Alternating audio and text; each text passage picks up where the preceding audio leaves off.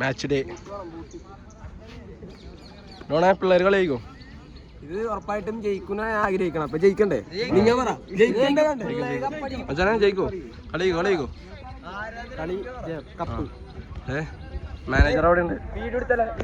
Manager ഒന്നും കൂടി പറ, ജയിക്കോ? മുമ്പെന്നാണ് മാനേജർ പറയണത്.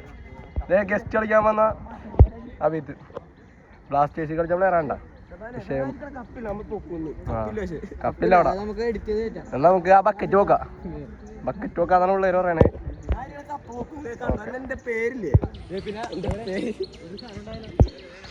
പിള്ളേരുടെ ടച്ച് കാണിച്ചാ.